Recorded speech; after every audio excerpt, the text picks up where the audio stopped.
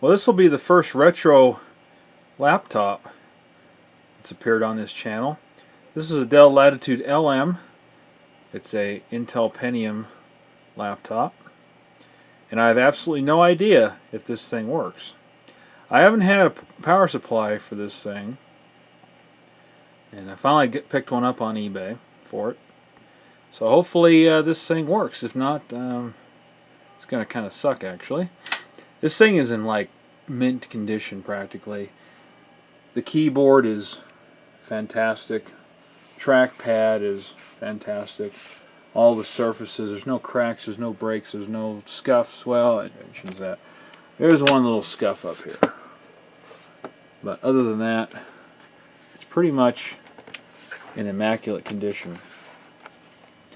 So I've had this kicking around at work for a while, a few years actually, and I decided probably about 5 or 6 months ago to bring it home, and I just finally got around to getting an adapter for it.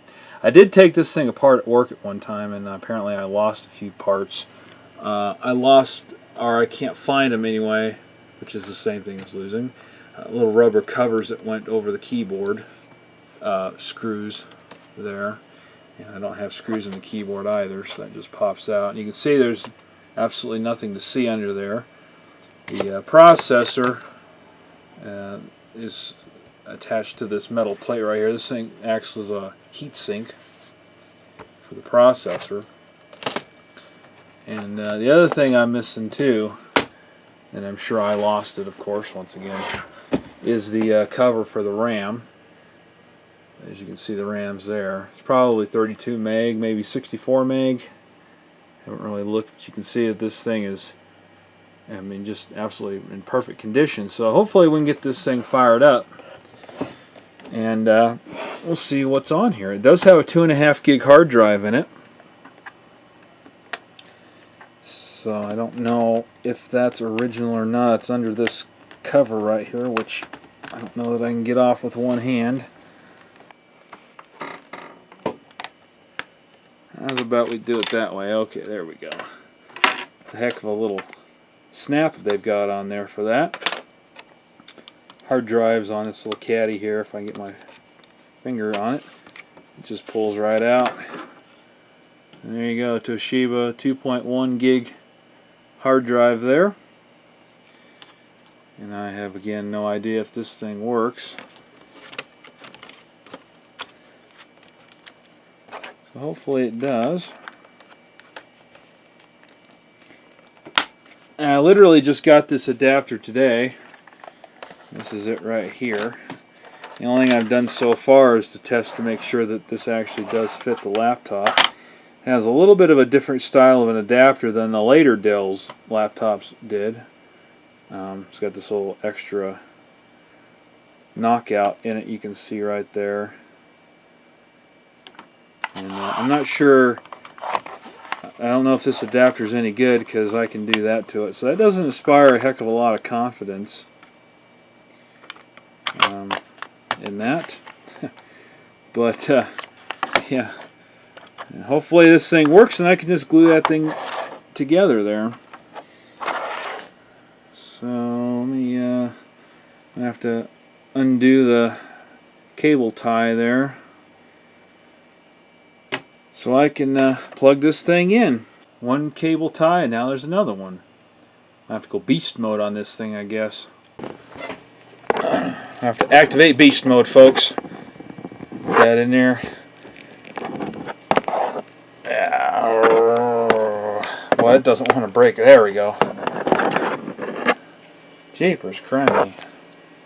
Alright, now we've got a power cord. Let's plug it into here.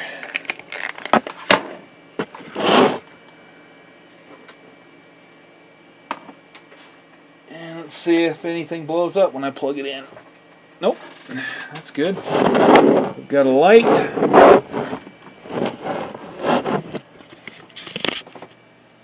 Alright, I'm going to plug this in and see what happens here.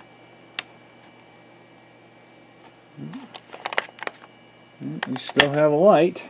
Ooh, look at that. I think we've got life. I wonder if that means it's trying to charge the battery. Yeah, we got a battery indicator right there. Wouldn't that be interesting if this thing can actually take a charge?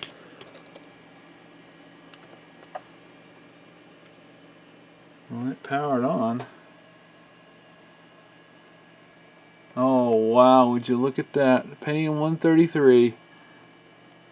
24 meg of RAM, huh? It's kind of a neat BIOS screen there. Magic Graph 40K SVGA. Neo Magic Corp. Check some bad? Yeah, I'm sure it is. Yeah. I pushed enter.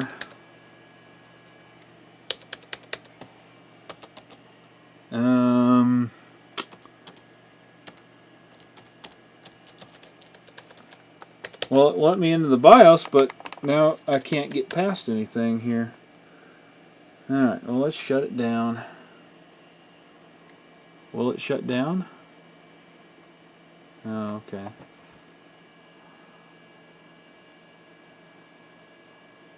Well, since it let me into the BIOS, I'm guessing that the keyboard's working. 24 meg of RAM, huh? Yeah, let me back in.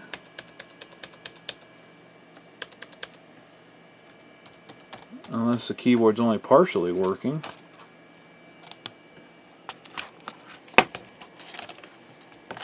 But you can see, though, the screen looks perfect on this thing.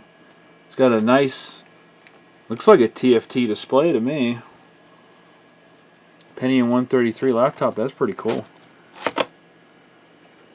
Let's see here. Maybe I didn't get that cable plugged in. Oh, it just did something there. You can see how much fun that cable is buried up under there. Let's see, that was an intelligent design by Dell.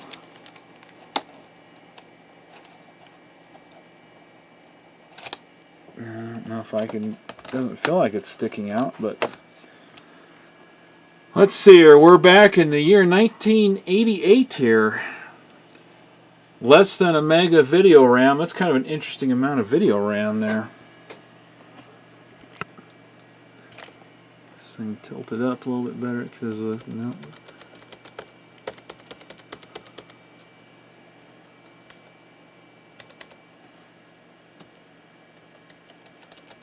Nothing on the keyboard is working.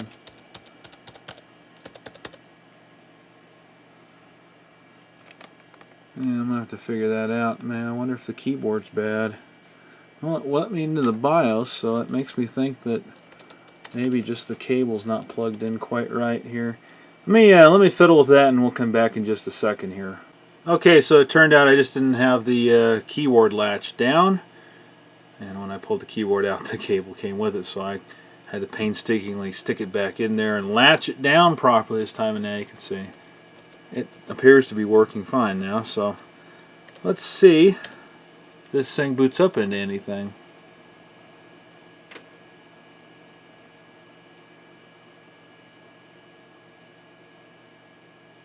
I like that BIOS screen though. That's nice. Well, it's definitely thinking hard here. It's really thinking hard. I guess if nothing else, I could put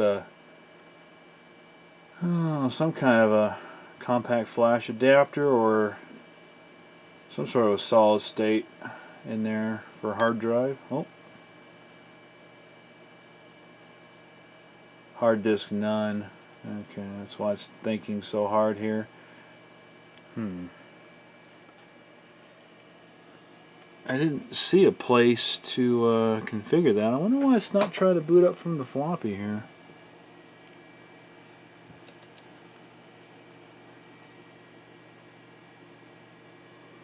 Kind of an interesting CD-ROM symbol there on the display.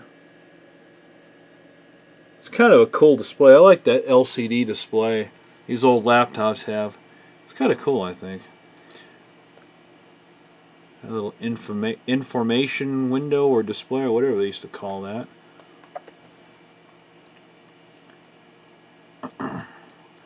Let's see if there's anything in the BIOS here to configure the hard drive. I didn't see anything in quick passing there, but we'll take another look at it here.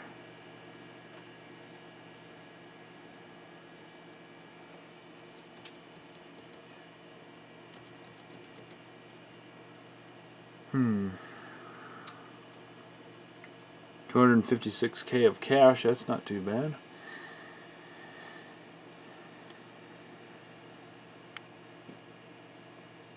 There we go. Internal hard drive disabled. Oh. Well, I can't select it.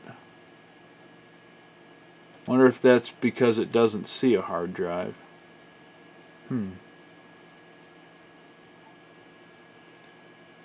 Let's go ahead and just load. Let's go ahead and load the default values here.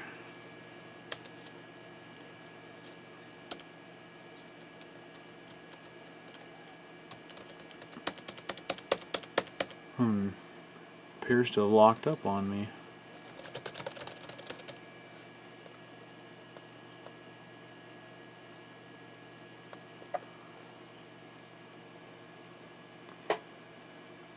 Maybe this thing's not entirely stable, or maybe I need to apply some thermal compound to that processor. Maybe I need to make sure the processor is actually contacting the makeshift heatsink. I'm not sure what's going on here.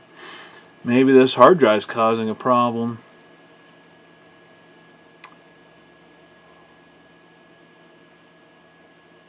This would make for a really nice little Windows 3.1 or 95 laptop. Probably Windows 3.1, because I'd like to maybe play DOS games on this thing. This might actually be kind of interesting to see how Descent runs on this. Let's see if it freezes up again when I do this get default values. Yeah, it does. Wonder if that's just a bug in the BIOS. But it's not seeing the hard drive, so I guess I'm going to have to pull that hard drive out of there, and I'll try a different one in it or something. I don't know. I don't know that don't think I've got any hard drives that small, and I don't think this is going to recognize an 8 or a 10 gig drive. I find that kind of hard to believe.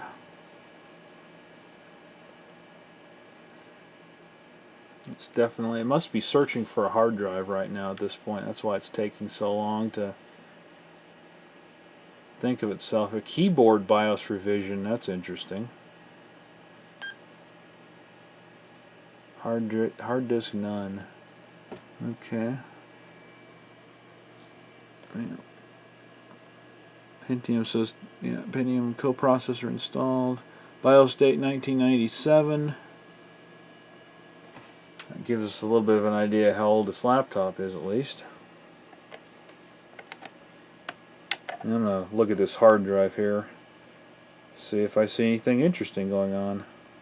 Well, unfortunately, it appears that this hard drive is bad. It's not spinning up at all. And I gave it a couple thumps against the desk here, and it didn't do anything. It gets hot, but that's about it. So I was hoping maybe it was stuck or something, and it could be. I've had a few of these laptop drives that get themselves stuck, and then you got to really beat the crap out of them before they break loose. But that also has a very high likelihood of damaging the heads, and then you're still in the same place you were before with a bad hard drive. So a lot of times, yeah, that doesn't really help anything. I put a 15 gig hard drive, the smallest one I just had on the shelf there, and this one does spin up, and it definitely does get through the post quicker now, although it still doesn't recognize the drive, which shouldn't surprise you because it's a 15 gig drive. But it definitely gets through the post faster now. So at least seems to, it seems to be happier with this drive, but it doesn't detect it. So well, I'm going to go into the BIOS here and just see if that option to disable the hard drive is still set to disable, and if it can be changed or not now, since there's a hard drive in it that it works, but I bet you not. It still says internal hard drive disabled. There's no way to change that.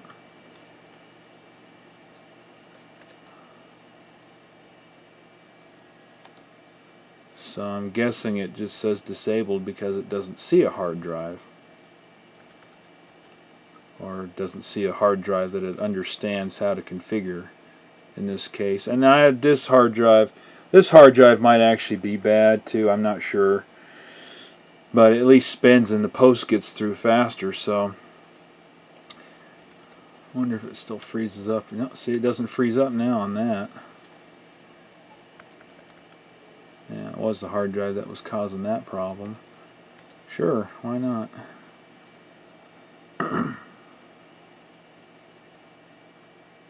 Might actually be kind of worthwhile to find an external CD-ROM for this thing, if such a thing was made for a Pentium 133. I would assume it was for these laptops. CD-ROMs were the new fandangled rage back then, multimedia and all that fun stuff. So I'm sure Dell provided a DVD, or excuse me, a CD-ROM that you could buy, plug into this thing externally. Might have even been a PCM-CIA CD-ROM. And looks like it might even have an infrared port right there. Zoom in on that a little bit. I'm not sure, unless that's just a molding there, part of the case, but might be an option that wasn't actually used on this particular model because it's got an internal floppy. Let's shine some light on that sucker. I don't know if it works. You can see it had the provision for a built-in modem. At least I'm assuming that's what that's for. It looks like a modem slot.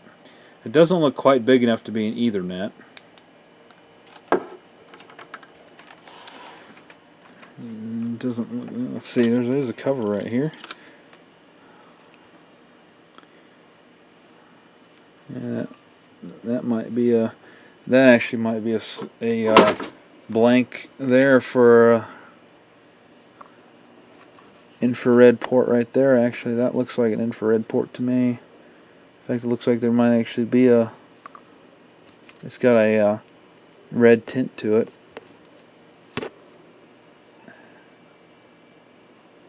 It doesn't look to me like there's a connector back here that you would normally see for a CD-ROM. I'm guessing if this thing had the option, it was probably a PCM-CIA, because that's the docking port. The docking port might have had a CD-ROM in it. So this is one of those combination PS2 keyboard ports over there. External monitor. You know, something like this, you know, if you didn't want to have a full-fledged vintage desktop, you know, something like this could be a viable option. It'll be interesting to see what the performance of this thing is, but I'm going to have to obviously do a little bit of work to it. So unfortunately, the BIOS screen at this point is the only thing I can really show. I'm going to have to look and see if by some very slim chance that 2 gig laptop hard drives are available for an eBay. And I'm guessing if they are, they probably want a small fortune for these things. If that's the case, I think I'm just going to go with a compact flash solution, maybe an SSD, possibly even a SD card IDE in the 44 pin variant, of which there are some on eBay. But for right now, we have an operating system not found. So thank you very much for watching, and we'll see you again here next time on the Wayback Tech channel. Peace out, everybody.